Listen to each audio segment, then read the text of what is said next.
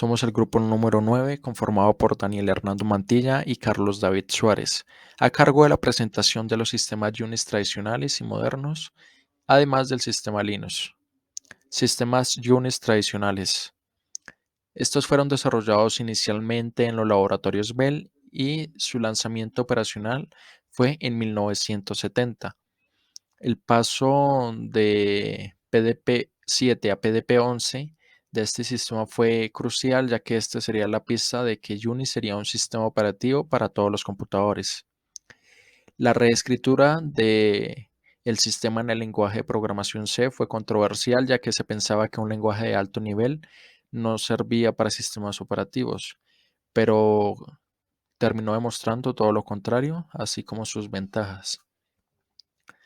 Las versiones disponibles fuera de los laboratorios Bell se dieron por primera vez en 1975 con la versión 6 y en 1978 con la versión 7, la cual sería la antecesora de los sistemas Unix más modernos. El sistema más importante no vinculado con IT se desarrolló en la Universidad de California, en Berkeley, y se llamó Unix BSD. Luego, la combinación de variantes se daría en 1982 por los mismos laboratorios Bell, los cuales recopilarían las funciones principales de todas estas variantes y se integrarían dentro del Unix System 3 junto con otras características, y este sistema luego daría paso al Unix System 5. La arquitectura de Unix proporciona un núcleo del sistema al cual es el encargado de la gestión del hardware, es decir, que se encuentra aislado de las aplicaciones del usuario. Unix se equipa por algunos servicios, los cuales se pueden clasificar en shell, software de interfaz y compilador. Asimismo, el sistema operativo contiene rutinas primitivas como lo es el control de procesos y la gestión de ficheros y la entrada y salida, la cual pues se verá más claro en la siguiente gráfica. Estas arquitecturas además fueron diseñadas para ejecutarse sobre un solo procesador, por lo tanto el núcleo tradicional de Unix no es extensible, resultando ser así de gran tamaño y no modular, por lo que no se puede reutilizar tanto código, y además de que para su funcionamiento se utiliza una gran variedad de controladores y técnicas de caché en el disco. En la siguiente gráfica podemos ver una proporción de la descripción de cómo funciona la arquitectura general del sistema Unix. Entonces podemos ver el hardware y luego de esto estaría el núcleo, los cuales pues sería el que da Unix, por así decirlo, es el que nos proporciona, y este sería el que se relaciona la interfaz de llamada con el hardware, y luego esto daría paso a que pues se ejecuten las aplicaciones escritas para el usuario y otros comandos y bibliotecas para acceso directo. En esta gráfica podemos ver la distribución del control de procesos y el sistema de ficheros. Se pueden invocar los servicios del sistema operativo directamente a través de biblioteca, y además su sistema de control de procesos pues estaría encargándose de la gestión de la memoria, la planificación y además la comunicación entre procesos.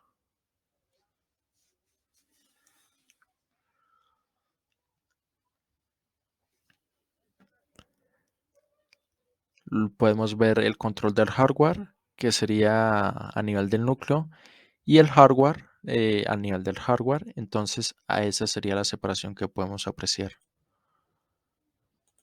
Sistemas Unix modernos.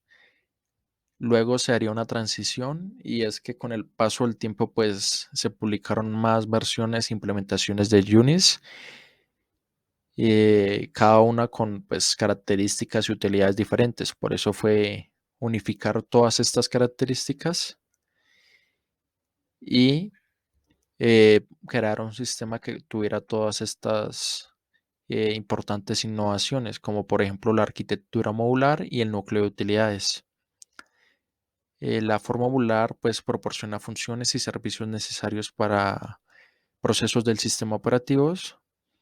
Y en esta gráfica pues vemos cómo se representan los aspectos típicos de un núcleo Unix modernos. Entonces podemos ver, por ejemplo, las utilidades y la relación con diferentes componentes, como por ejemplo la entornos virtuales y demás. El System 5 Relay 4 o SBR4 fue una distribución desarrollada conjuntamente por AT&T y sus microsistemas. Esta versión reescribe el núcleo del System 5 y además combina características de diferentes sistemas, lo que conlleva a que se produzca un sistema más organizado. Y pues se había desarrollado inicialmente para permitir el sistema, a permitir que el sistema Unix se desplegara comercialmente, convirtiéndose así en una de las principales variantes. Es por eso que, siendo comercialmente viable, esta versión se ejecuta en un gran rango de máquinas, desde microprocesadores hasta supercomputadores. El Solaris 9, pues esta versión estaría basada en SBR4 y además incorpora características avanzadas como un núcleo multihilo y soporte para complemento de SMP, además de una interfaz basada en objetos para los ficheros, siendo la distribución de Unix más usada y comercialmente más exitosa actualmente. La versión de Solaris más reciente sería la 11.4. También encontramos el 4.4 BSD, desarrollada por Beckerly Software Distribution. Y pues estos han producido diversas distribuciones de Unix, siendo esta la versión final antes de que el equipo pues se separara. Todas estas versiones se utilizaron ampliamente en instalaciones académicas y productos comerciales de Unix, sirviendo además para pruebas de Unix, de mejoras, antes de que pues se lanzaran. Además de que esta versión sería la antecesora para versiones de sistema operativos más recientes, como lo es Macintosh o Mac OS X. Linus Torvalds comenzó a trabajar en Linux como un sustituto del sistema operativo Minix mientras estaba en la Universidad de Helsinki, en Finlandia. Pues Torvalds reconoció el trabajo realizado en el proyecto GNU en 1983, pues que tenía la intención de crear un sistema operativo completo, compatible con Unix, que consistía enteramente de software libre, y señaló el GNU como un modelo de distribución. Sin embargo, el trabajo en GNU no había terminado en el momento en que Torvalds buscó un reemplazo de Minix, lo que llevó a desarrollar un kernel de sistema operativo alternativo llamado Linux, una contracción del Linux Unix, y adaptar la GNU a GPL.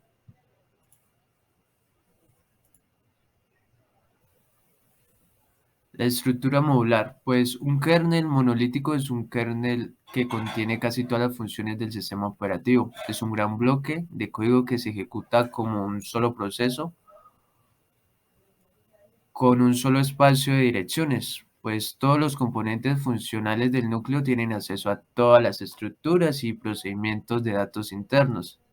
Esencialmente, un módulo es un archivo cuyo código se puede unir y desacoplar directamente del kernel. Por lo general, un módulo realiza una función específica, como un sistema de archivos, un controlador de dispositivo o alguna función de kernel de alto nivel. Un módulo no se ejecuta como su propio proceso o subproceso, aunque puede crear múltiples subprocesos del kernel para diferentes propósitos. Pues en su lugar, el módulo se ejecuta en un modo kernel en su nombre del proceso actual.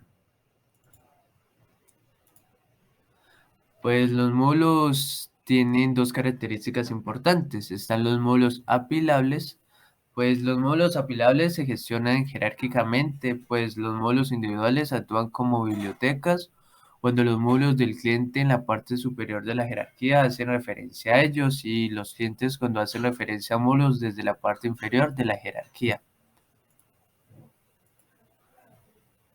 También tenemos el enlace dinámico.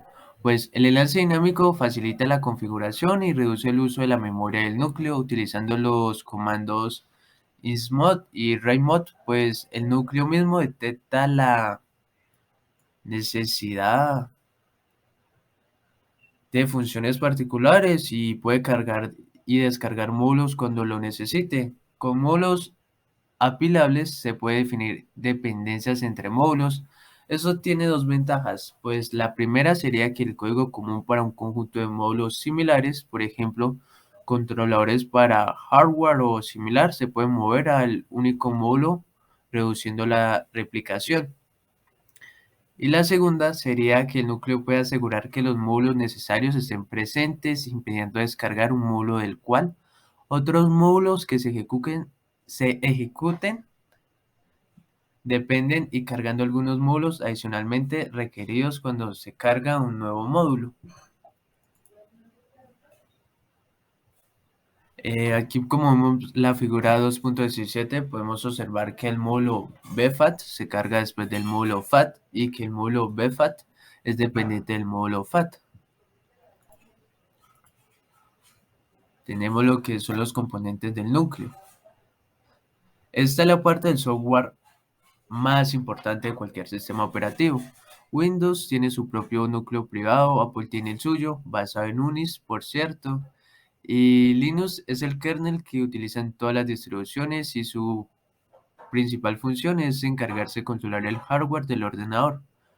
Concretamente, este núcleo es el responsable de gestionar la memoria del sistema y el tiempo de procesos, pues gestionar todos los procesos, controlar las llamadas del sistema y las conexiones entre procesos, y permitir a todo el software tener acceso al hardware, específicamente a los periféricos conectados al ordenador. Es tanta la importancia del kernel a la hora de controlar el hardware que de más de 28 millones de líneas de código, la mayor parte de él son driver y esto, aunque es bueno para la compatibilidad, empieza a ser un problema para el rendimiento. Como vemos en la figura, muestra los principales componentes del núcleo Linux tal y como están implementados en una arquitectura IA64, por ejemplo Intel o Itanium. Pues brevemente los principales componentes del núcleo son las señales y las llamadas. Las señales es un cierto tipo de información que el proceso le da al sistema operativo o proceso, permitiendo que el sistema operativo u otros procesos den una determinada respuesta. La señal es el único mecanismo de comunicación asíncrono en el mecanismo de comunicación entre procesos. Un proceso no necesita esperar la llegada de la señal a través de ninguna operación. De hecho, el proceso no sabe cuánto llega la señal y los procesos pueden enviarse señales de interrupción suave entre sí a través de la eliminación de llamadas del sistema. Pues dado que el kernel también puede enviar señales al proceso debido a eventos internos para notificar al proceso que ha ocurrido un evento. Además de la función de notificación básica, el mecanismo de señal también puede transmitir información adicional. Tenemos los que son las llamadas al sistema, pues es una interfaz entre una aplicación del espacio del usuario y un servicio que provee el kernel. Debido a que el servicio se provee en el kernel, no es posible realizar una llamada directa, en cambio se debe cruzar el límite entre el espacio del usuario y el kernel, pues la manera de hacerlo difiere según la arquitectura específica. Aquí tenemos algunas llamadas del sistema de Linux y pues cómo funciona una llamada, dado que al sistema pues se implementa mediante una interrupción de software que transfiere el control al código de kernel en Linux i386. Esto es una interrupción de 0 por 80 y después del cambio al modo kernel el procesador debe guardar todos sus registros y enviar la ejecución a la función de kernel adecuada, pues después de verificar si EAX está fuera de rango.